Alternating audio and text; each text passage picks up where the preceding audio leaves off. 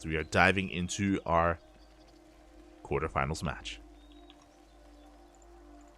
And spawning in the top left-hand corner of Babylon, we have the South Korean Zerg player representing CranKy Z Gaming. It is Dark. The last Zerg player left. And spawning in the bottom right-hand corner, we have his opponent. We have the South Korean Protoss player representing Club Envy. It is Creator. I did see earlier people were asking, it's like, wait, what? Wasn't he on Abydos? He was, but even though Abydos, they had a really strong performance over the weekend, Abydos have since disbanded. It looks like Abydos may have just been sponsored for only the one season of WTL. For only that one season. As a result, Abydos has disbanded. Club NV is still a thing, though. Is still an active clan. I believe because they're a clan, they don't quite have enough to really like salary their players. But they're together nonetheless as a team nonetheless. So Creator is still representing them as best he can. It is a little bit unfortunate, but it is nice that we had Abydos for the time that we had them. Again, they were more of a newer team. They were able to be there to support their players for at least that one season of WTL.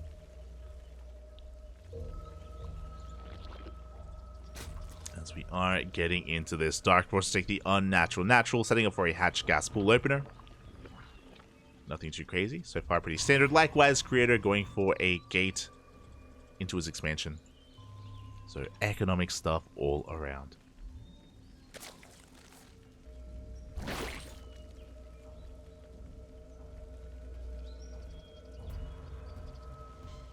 catching up.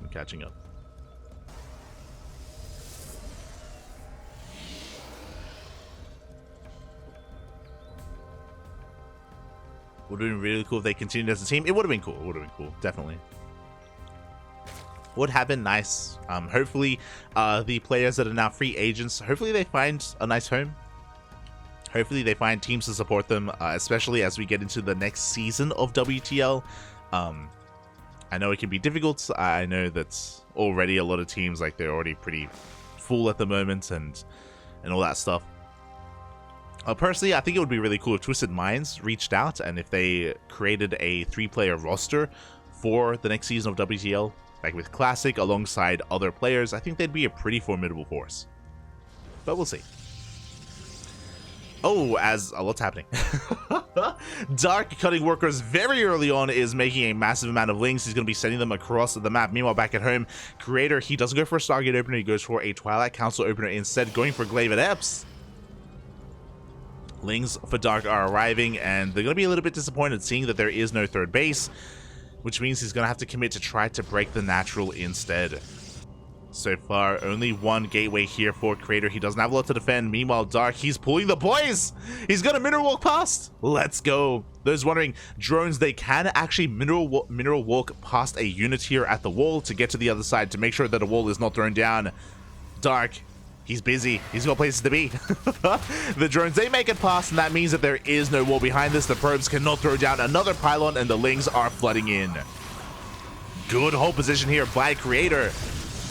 But likewise, we have the anti-hold position as well. The counter-hold position from Dark as he busts into the natural base. And there is nothing left. The Stalker goes down, the Adept as well. The gateways are still on the way. GG gets called, and Dark takes game number 1. GG in a very fast fashion. Oh. We were reminiscing, talking about all these teams, all this other stuff. Then suddenly Dark just link floods. I should say though that he did a great job at hiding his drones. He was able to preserve them and to keep them hidden from any kind of stray units out on the map. Was able to go in, execute that all in very nicely, and as that kind of leads into, Creator didn't see it coming. He didn't see it ahead of time. He wasn't able to wall off. That's typically how you respond. If you're able to get a wall behind that Adept at the natural base, then you just hold. There's like no way for the Zerg player to really kill you. Oh.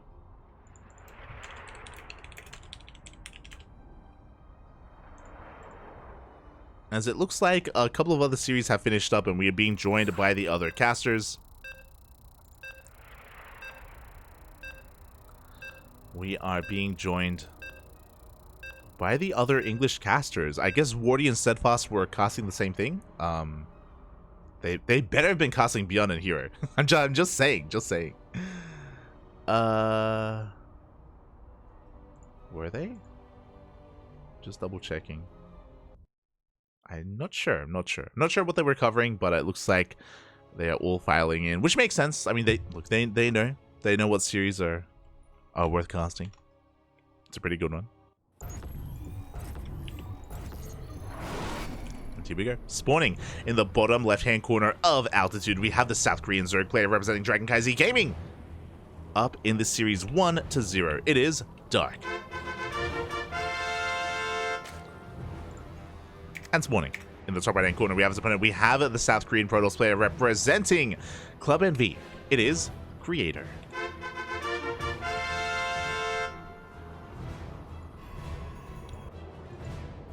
Here we go.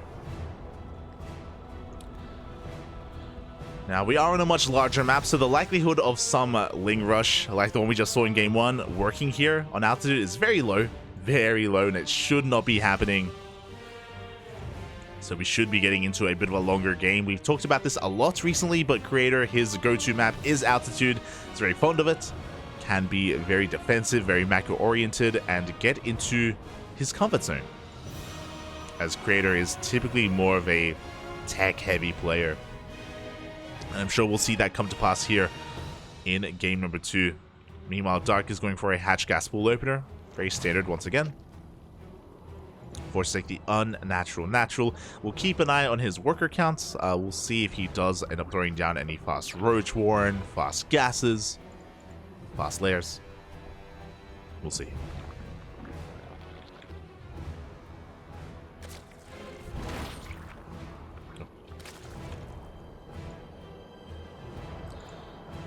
Dark is just getting into the swing of things. Likewise, a very economic opener at a Creator. He delays his Cyber Core to go for a faster Nexus, so a gate expands into that Cyber Core. But on a large map like Altitude, you can get away with this. For those wondering, this is the largest map in the map pool. A lot of bases to be taken, very wide open in the center of the map. And there are even gold bases as well. Very unique gold bases. I feel like we don't really talk about this enough. But it is a really nice feature, a really unique feature where this is Zonaga, and if you kill these rocks, then you destroy the Zonaga tower, which you do have to do if you want to take this expansion. It's something that really we never see anyone like rush into the gold base. It's typically something that's taken in the late game as a 5th base or a 6th.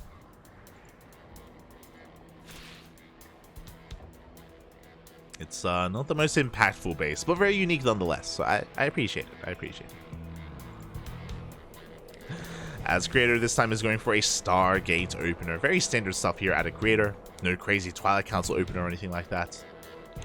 No rush into Glaive Adepts. As the Lings have arrived, they bypass the initial Adepts of Creator. Oh, meanwhile, nicely done here. The pylon is going to be cancelled, and the Adept gets here just in time. The goal is to try to snipe that drone, and up! We do get that drone kill. A big delay on the 3rd base here of Dark. So not a bad start for Creator, but at the same time, Darky gets into the main. His Lings do get into the main base. He gets a free scout of the Stargate of the Oracle. So there have been like small advantages and disadvantages throughout this game so far. I would say that Creator has come out a little bit better here, especially after getting that drone kill and after delaying that 3rd. But at least, you know, Dark is pretty comfortable just saturating his bases. Interesting, as we do not have an Oracle first. This is going to be a Phoenix opener out of Creator. We have a Phoenix coming out instead. Oh, sorry, a Phoenix after the Oracle, I should say. So, because of that, he's more concerned with keeping Dark in the dark. First Oracle rocks up and doesn't quite get a drone kill. Oh! Very quick reactions out of Dark here, as not a single unit goes down. Oh my god! Creator! A lot of mistargeting. Look how weak some of these workers are. The Oracle has 0 kills and is almost dead. Ay, ay, ay. Again, not the best start here for Creator. He has to wait a little bit longer for that second Oracle to pop. Phoenix does come out, looking to hunt down those Overlords. And we'll see what Creator goes for.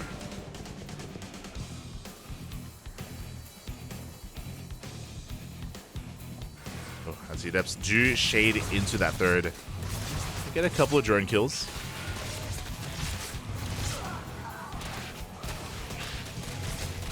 Oh. 3 drones in total, not too bad. Especially considering how disastrous the Oracle harass was. Creator making up for it a little bit, even looking to catch some of these Overlords. As the Lings are being active on the map, Creator doesn't have much at home to defend, especially because he was harassing with his Adepts. That's a risk you take, but there is an Oracle waiting at home, so yeah, we should be able to hold him to the third.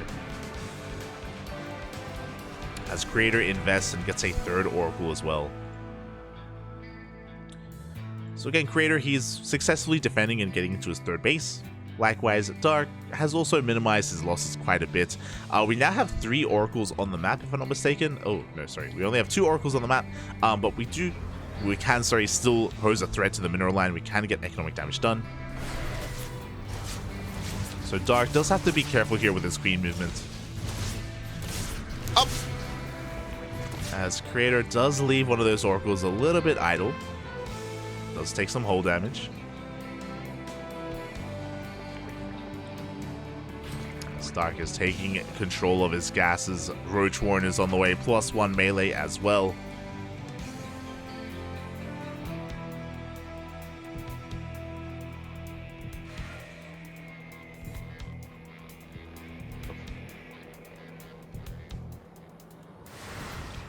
And we are getting into this. I was talking earlier about how Creator is typically very tech heavy, and you can kind of see that here. I say kind of, it is going to be a Twilight Council follow-up into Temple Archives, so we should be seeing Chargelets and Archons. What's interesting to me is that there is no Forge.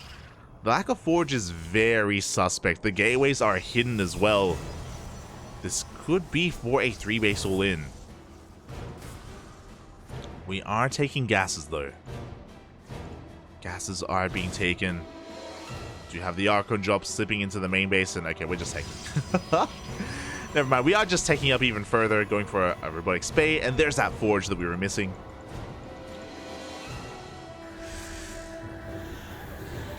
Archons have arrived. Oh, both of those stage traps are going to be triggered. The Roaches make it here as well. And the Creator is going to be forced back. Oof. This is a couple of those Zealots. Now, thankfully, because there isn't too much anti-air, the Archons are going to be able to rotate over towards that fourth. Get a couple of kills. There's a lot of lost mining time, as well as a couple of Overlords going down as well. Likewise, Dark also gets eyes on the fourth. Upon seeing that fourth, he knows that he's pretty safe overall, that he doesn't have to worry about a big attack, and he himself is going for his own push instead. Creator, I feel like he's been taking too much. He got into a Robotic Spay, he hasn't used it, he's going into Sky Toss. He doesn't really have too much of a ground army to speak of, which means his fourth base is going to be cancelled and his third is in danger. Shield batteries are not done at all. Creator has nothing to work with. He has a couple of Zealots. He's supply blocked. Creator, he can't warp anything in. Does force back the army. He's going for a Zealot counterattack across the map instead. Is going to force Stark to react and turn back around. But Creator, where are the pylons? We need pylons. Still has Void Rays in production. Disruptors as well. Creator has been stuck at 133 supply for a while now. And Dark is remaxing, he's rebuilding, he's looking to lay siege upon this third base. There is that fleet beacon. There are the pylons now on the way. But this attack from Dark is going to be very potent. Even with one good Purification Nova, I don't know if that's going to be enough. 3 Roaches do go down. See Creator stuck here in his main base. Void Rays are being revealed. Another big Nova. Massive Purification Nova will connect. The Banelings, they avoid the army. They go straight for the Mineral Lion. 8 workers go down. It looks like Creator is barely holding on, but this third base has been compromised. The Void Rays, though. The Void Rays are holding. Wow, and Creator is going to force this back. Does lose 14 probes, which is less than ideal. Ugh. At the same time, the wall is not a wall. The Lings, they do bust into the main. More workers are going down. And Dark is not stopping. He's just rallying his Lings across the map. No, he knows that he can just get even more damage done. Pylon falls, depowering the shield batteries. Yeah, this 4th base is not going to finish. Behind this, we threw down a Hydra Den for our anti-air. Hydras are on the way. Dark doesn't want to slow down. Oof. And Creator just cannot keep up. Dark is upset. For those wondering, CranKy Z Gaming, DKZ, they did not make it into Sunday. They did not make it into the final day of WTL. GG gets called, and Dark will take the 2-0.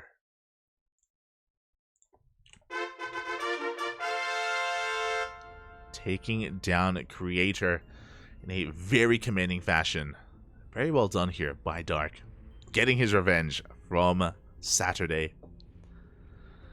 Again, Dark is a very dominant player in the region, and he wasn't able to really showcase that in World Team League. He wasn't able to show that off. But he is here. He is here and now as he gets the 2-0, advances on to the semifinals. Does he have an opponent? It looks like he does. Looks like he does. Beyond versus Hero did conclude.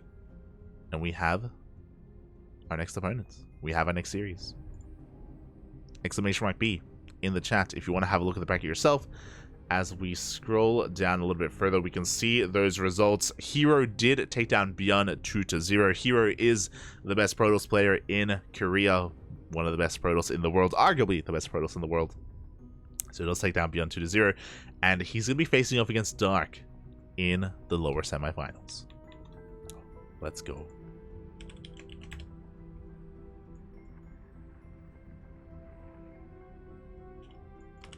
The teammates are going to be facing off. And because it's the semis, we can set up predictions. We can set up the predictions. Before that, let's just quickly double check the upper semifinals. Classic 2-0's Australia. Damn. A very impressive result there at a Classic. As he does advance on to the upper semifinals, where Gumiho and Cyan are still facing off against each other. They are still duking it out.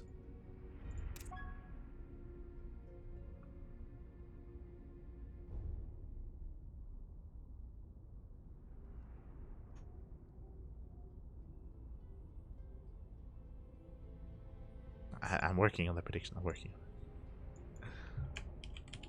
Un momento.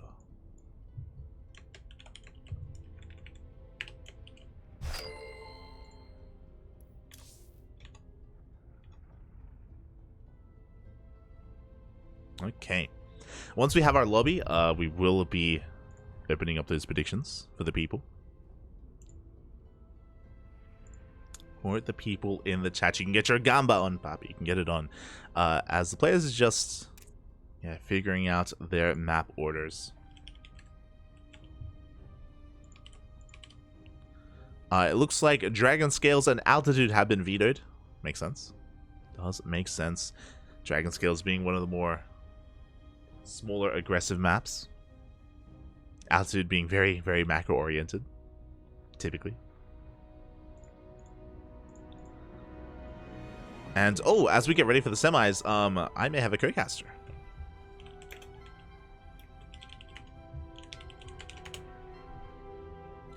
Okay, so I'm going to be going on a very short break. Very short break for only a couple of, maybe a minute or two. So take this moment to hydrate your Hydras, stretch your roaches, massage all of your Marines, and very soon we'll be back here with the semifinals. See you soon. Enjoy the Brood War music. Enjoy.